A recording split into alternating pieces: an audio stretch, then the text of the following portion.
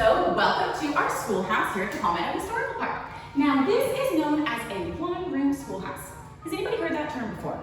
Do you know what it might mean to be in a one-room schoolhouse? I'll give you a little hint. One-room schoolhouse, right? So the thing about a one-room schoolhouse, you probably guessed, is that it's only one room. If you look around, this is our whole school right here. The whole school is in this one classroom. This is all we've got. It also means that you have one teacher and kids from first grade all the way up to 8th graders. So let's picture your whole school right now. Most elementary schools go kindergarten to 5th. Do you think we could fit all of the students in your school in this one classroom here with us? We'd never fit today, right? Never can we fit everybody in this classroom today because today we just have way too many students for that. But you know what? That was not a problem back then because when Palmetto was a brand new town, not very many people lived here. I want to talk to you about why not many people lived here. So let's all imagine that we are not from here. Let's say you grew up somewhere else. I'm going to use the Carolinas as an example because a lot of people traveled from the Carolinas and actually moved down to our area here. So let's imagine you're from there and you are moving. You've heard about Florida, you heard that there's great new opportunities here. You heard that if you moved here, your family could maybe claim land and build a house and own their own home, their own land for the first time ever. Maybe you heard that there's such great farmland, your family could grow crops and raise animals, and you would never again go hungry. Does anybody want their family to go hungry? Does everybody want to have a nice place for their family to live? You know what? The pioneers, they were not that different from us. They wanted to have enough to eat, they wanted to have a great place to live, they wanted their families to have a good shot at happiness. So you know what? That's why they came here to Florida. A lot of them came here because we had great new opportunities. So let's imagine we're moving from the Carolinas to Florida. How would we get there? If you were moving somewhere far away like that today, there are lots of ways to get there, right? The first thing people usually mention to me are cars. So if I were to take a car, it would take about 12 hours. That's a long day, but one really long day and we could get all the way there. If we were to get on a plane today, it would take about 2 hours, be done really fast. But did the pioneers have things like planes? Did they have things like cars? No. What did they have? Now, people bring up trains. They did have trains, but can a train go just anywhere it wants to? It needs a train track, right? You need a train track, you need flat ground to be able to put the track on, and then the train track didn't come down here yet. It only came as far south as Cedar Key, which is a ways north of Tampa. So that was one option, but the main way that a lot of people came here at the time was on covered wagons. Does anybody know what a covered wagon looks like? We'll show you an image that looks like a covered wagon. You can see what that looks like. So let's imagine that you are a lucky pioneer family and you actually have a covered wagon. Because not everybody had them, right? Let's think. Do you want to leave all of your old stuff behind in the old house, or do you want to bring it to Florida with you? Like I said before, they weren't that different from us. They didn't want to leave their stuff behind. If I'm moving, I don't want to leave my stuff behind. I want to bring it with me. So they pack it all up on that covered wagon and it would get so full and so heavy for the poor animals that are pulling the wagon that there's no room left for us to ride on the wagon. So for us to get to Florida, we are going to walk next to the wagon. We're not just talking about, maybe walking out to a store one day or walking to the library. We are talking about walking across whole states here. So you get up real early one morning and you walk all day long. And then when it's time to go to sleep that night, do you have your nice comfy bed and your cozy house to sleep in? Nope. It's kind of more like camping, where you just set up camp wherever you stop that night and you sleep there under the stars, and then the next day you get up early and you walk all day, and the next day, and the next day, weeks and weeks, even months and months of just walking to get here. Does that sound easy? No, it was really hard. The pioneers were tough. It was so hard to get here that not many people had done it yet. Not many people had come down to Florida yet, so this classroom was big enough for all of the kids in town. All right, so this is the part of the field trip where I like to ask you what in this classroom you want to know about. If you look around our one-room schoolhouse, it doesn't look very much like kids' classrooms today. So this is where I ask kids what are things that they don't know what they are if they want to ask me about them. So I'm going to go through and point out some of the things that I'm often asked about, such as this radio here. So this antique green Crossley radio, I'm sure you don't have something like that in your classroom today, right? No. However, do you maybe have a way that you could listen to music? I hear from lots of kids that they have, CD players, they have MP3 players, their teacher put something on a computer. Either way, back then, pioneers liked music just like we do today. Lots of times it's nice to be able to play music, be able to teacher class about something, and the radio was the only technology they had at the time to be able to play something that was already recorded so that we could actually be able to listen to music in the classroom. Another thing I'm often asked about are these two portraits. There's one right here, and we've got another one right over here. Who are these guys? If you know it, go ahead and yell it out. Who is this? Abraham Lincoln, right? And then the other one was George Washington.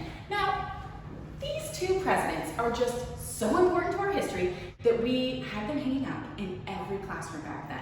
Now, today we maybe don't every single classroom, but they were hanging up in every classroom across the whole country back then. Do you want to see proof? I have proof. This is a photograph. That means it was taken with an actual camera, way back when cameras were still new. You can see that it's in black and white. This is a real classroom right here in Palmetto with one of our real teachers. And who do you see hanging up on the wall right there? Now, maybe we can't see Abraham Lincoln just because of the way that this picture is facing. I'm sure that he was on this wall or on this wall because those two presidents were hanging in every classroom back then because they are just so important to our history. So do you still have them hanging up in your classroom today? Does that mean that they're not important anymore? And who cares what they did a long time ago? No. The reason that we still teach about them is because they're still hugely important. We just don't always have their pictures up on the wall anymore. Maybe you watch a movie about them. Maybe you read a book. Maybe your teacher just teaches you about these presidents. But the point is they're still very important to our history. We just don't always put their pictures up on the wall anymore. Another thing that I'm often asked about is our blackboard over here. Many classrooms, really all of the classrooms used to have a blackboard in them. Very few still do today. However, do you have something else in your classroom that is similar? Something that the teacher can get up, write something big, and everybody can see. Lots of times today we have whiteboards. Now, every now and then I hear from kids who say, oh, I've got a smart board. I don't even know what all those things can do, but you notice that our technology has changed a lot, right? We have new, different, cooler, maybe easier ways for your teacher to do it, but it's there for the same reason. It's so that you can see it. It's there for them to be able to teach you on it, even if their technology is different than ours today. All right, so the piano is one of the things that kids always point out to me. They say, there's a piano in the classroom. Yes, there's a piano in this classroom. So let's remember, this is a one-room schoolhouse, right? So do we all like to go to specials? Do we like things like art and music? Yeah, pioneers liked art and music too. They wanted to learn those kinds of things in school also. If you are in a one-room schoolhouse, do we have a separate music class that we could all just go walk to right now? No, this is it. This is our whole school right here in this one classroom. So we'd be very lucky to have a piano in here so we could actually have a music lesson. All right, so the next thing that I'm always asked about are the desks. Now, these school desks looks pretty different than our desks today. Let's see, number one, they're made out of wood. A lot of our things today are not made out of wood. They're often made out of plastic or metal today. They also are kind of connected to the seat in front of them. But what I think is the weirdest thing about this desk is right here. Do you see it? Now, all of these desks have holes in them. Now, why would we want to have a hole in the desks? Let's look at them all. All of the holes are in the same spots on each desk. They're all the same size. They're all the same shape. Do you think that someone accidentally put a hole in the desk? They wouldn't all be the same size and the same shape, right? So all the holes are there for a very important reason, and they're there for a really smart reason, actually. I don't want to tell you what it is quite yet. I want you to have a second to think about it. Try to come up with a good reason why there might be holes here, okay? But first I want to ask you guys about pens. Do you think that the pioneers had pens to write with? Yes, they did have pens. They were different than today's pens, though. This is what their pens look like. And it doesn't have any ink inside of it. This pen won't work by itself. You need ink for this pen to work. The ink sits in a cup called an inkwell. If I want to write with this pen, I would dip it in a little bit, and I'd write some, and then it would dry out, wouldn't work anymore until I dipped it in again and wrote a little bit more. So let's imagine that the kids in the front desk here are writing away with their pen and ink, and the kid sitting up front bumps into the desk really hard. It spilled, make a big mess, right? Has anybody at home ever had a pen break on you before? You get ink on your fingers? Is it easy to clean up ink? You wash your hands like 4 or 5 times. You're like, I'm never gonna come clean again. Ink is not easy to clean. Think about it. Do teachers like things? Would they like it if, every day students filled their inkwell and they never had time to teach you anything? All they had time to do was clean up a spilled mess, an inky mess. Do teachers like that kind of thing? No. You know what else? They are way too smart to put up with it for too long. So they came up with a solution. Instead of letting the inkwell spill all the time, they cut a hole in the desk and it works like a cup holder. You would sit your inkwell inside of the hole in the desk, just like a cup holder, and be able to do your writing without it spilling. Now, I bet a lot of us today think that cup holders were an idea that we came up with to put in things like cars, maybe even airplanes today. But no, this idea of something like a cup holder it's been around for a long time, and they've done that a long time. Pioneers, it was a really smart idea for them to not spill their inkwell. Now, we talked about pens. What about paper? Who at home thinks pioneers had paper to write on? Yes, they did have paper, it was different than today's paper. Today, I don't know if you know, but when they make paper today, they make it in a huge factory. They've got big old machines and they spit out a whole bunch of paper real quick. They can make a lot of paper pretty fast and without a lot of trouble. But it wasn't like that for the pioneers. When they wanted to make paper, they made it with their own two hands. It took a lot of time and hard work to make that paper. When something takes a lot of time and hard work to make, is it usually cheap and doesn't cost a lot of money? Or is it usually expensive where it does cost a lot of money? You are right. Paper for pioneers was very expensive. We can go to the store today and buy a lot of paper for not a whole lot of money, right? But it wasn't like that for the pioneers. Because it was so hard to make their paper, it cost a lot more money. So those kids would have been lucky if they owned 2 sheets of paper. I want you to imagine, you are a pioneer kid, I'm your teacher, you only own 2 sheets of paper. That's all you have, and you are not going to get more anytime soon. And let's say I'm your teacher and I'm going to give you an assignment. I said, I'm going to write some spelling words up on the board and I want you to copy them out 3 times each just for you to practice, right? Just for you to learn how to spell your spelling words. Do you think you want to go home and use one of your only sheets of paper for something like that that's just for practice? I don't think I would. I think I might feel like, oh, that's kind of a waste, I was saving this sheet of paper to write a letter to my grandma who lives really far away and I haven't been able to see anyone. Or maybe I was saving that sheet of paper to draw a really nice picture because my sister's birthday's coming up. I was going to give her a nice picture for her birthday. Maybe you want to use that piece of paper for something that would last a little longer. We do still need to practice for school, right? We're all at home trying to practice and keep up our schooling. So the pioneers knew that practice was important. They knew they had to do the schoolwork, but they didn't want to use their paper for every little thing that was just for practice. So they had something else that they could use over and over again. This is called the slate. Basically, it's just a chalkboard, right? It's a little chalkboard I can take with me wherever I go. If I was your teacher and I said I want you to write out those spelling words 3 times each, you could write them out on your slate. Okay, you turn them into me as your teacher. I'll mark it down in my grade book and I will give it back to you. Now what do you have to do with this? Is this all done, all used up, now you just have to throw it away? That's the cool part, right? You just erase it and start all over again. But let's say I gave that to you as homework. I said, I want you to go home. I want you to write out your spelling words 3 times each just for practice so you learn how to spell them, and then bring it back to me tomorrow at school. Okay, you go home. Let's pretend like this looks like your spelling words that you wrote out all nice and neat. Now, when it's time to go back to school the next day, how would I get this here? Could I just shove it down in my backpack? Or maybe shove it in a book bag? Would that work? What might happen? It might erase, right? What if I walk to school and I've got my fingers all over it like this? Does it still look all nice and neat by the time I got to school? Your teacher might look at it and say, I can see that you wrote something, but I can't read anything that it says. The thing about chalk is that it erases. Now, it's cool that it erases because we can erase it and use this same slate over and over and over again, right? But it's kind of tricky that it erases because you do not want to accidentally erase all of your hard work. Sometimes they would put a strap of fabric on here, like a handle, something to carry it by as I walk to school.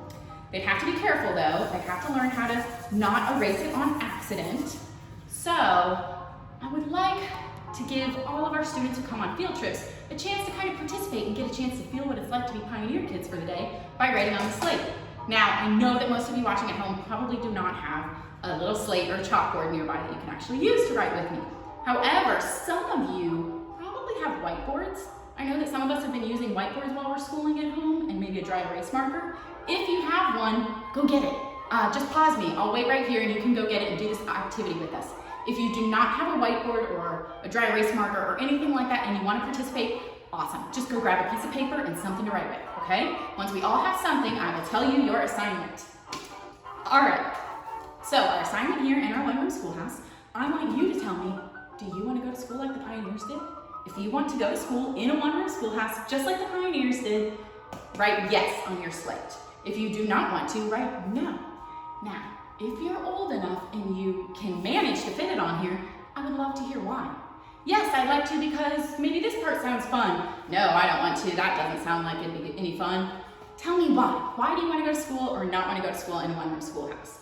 If you're actually doing this activity at home, have somebody take a picture and drop it in our comments. We would love to see your answers on whether or not you want to go to our one-room schoolhouse here at the Palmetto Historical Park. All right, one last thing that I'd like to make sure that people get to talk about are all of our windows in this here schoolhouse. Now, most classrooms today do not have all of these windows in them, right? I talked to a lot of kids, and generally I would say on average they have 2 or 3 windows in their classroom today. So kind of in your mind's eye, think of your classroom today. How many windows do you have? Is it only a couple? Let's picture if we were pioneers and we were going back to school in our classrooms today with maybe 2 windows in them. Now we are pioneers. That means that we do not have electricity. Do you guys know what electricity is? It's that awesome thing that makes it so that I can flip a switch and lights come on. It also is what makes our air conditioning work. Here in Florida, air conditioning is very important, right?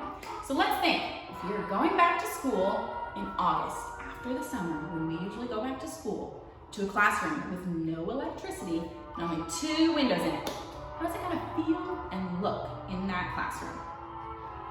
It's gonna be hot, right? It's gonna be really, really hot in August when we go back to school. It's also going to be dark in there. Do you think that you would ever manage to learn how to read if your classroom was so dark and you couldn't even see a book in front of your face? It'd be pretty hard to learn how to read that way, right? So, the pioneers, they didn't have electricity. Honestly, they barely knew what it was. We would have had all these windows in here to let the sun shine in. It would be really, really hard to ever learn how to do any writing, any reading, if you couldn't even see in front of your face, right, in your classroom. So they have all these windows to let the light in. Also, on hot days, they would have opened them all up and let the breeze come through. Now, I'm sure there were still hot days, but they did not have air conditioning. They needed all these windows to keep kids cool. If you're just like dripping in sweat and so hot and sweaty and it's dark in there, are you really ever gonna learn anything in school? They had to build their school like this just in case because they did not have electricity. Now, up north, if you were not here in Florida, your school might look different. You might have fewer windows to not let in the cold as much. Often there might be a little stove in the corner to keep students warm enough. But here in Florida, generally we're worried about being cool enough because we're usually plenty warm here. All right, now I often like to ask, does this look like something in your classroom today? I hope so. We actually put this in here recently. This is a new fire extinguisher because today we are concerned about safety, right? We want to be safe. We are worried about fire today. Do you think that the pioneers were worried about fire? Remember how we talked about a lot more of their furniture was made out of wood than our furniture today? And wood burns. They also did not have a fire department that could get here so fast like we can get them here today. So they were definitely worried about fire back then. If you think about it, we put these in schools because we all care about our kids. We want to send our kids to school and know that they're going to be safe. Did the pioneers care about their kids? They were just like us in so many ways, but their stuff was different. So they cared about their kids. They wanted them to be safe. So you know what they put in their schools? This was their fire extinguisher. Let's look at them and compare. They both have a big tank, the tank part. They both have a hose. The hose is what you point at the fire to put it out if there's a fire. Now this one is heavier. It's harder to hold. It didn't work quite as well. It's a little bit more difficult to use. We came up with a new, better, easier way to do it, but it's there for the same reason, right? The pioneers, they weren't that different from us. They were people just like us. They wanted their kids to be safe in school. We have different stuff. We came up with a new, better way to do it, right? Technology is what changes the most. people, the things they want, the things they need, the things they want for their kids don't change that much. We all want our kids to have a nice place to live. We want them to have enough to eat. We want them to be able to be safe at school. But our stuff changes, our technology, it changes a lot. And honestly, you'll see way more technology changes in your lifetime. Lots of new things to come. All right, everybody, thank you so much for coming on this virtual field trip with me today. I hope you get a chance to come back and visit the Palmetto Historical Park in person someday. Thanks for coming.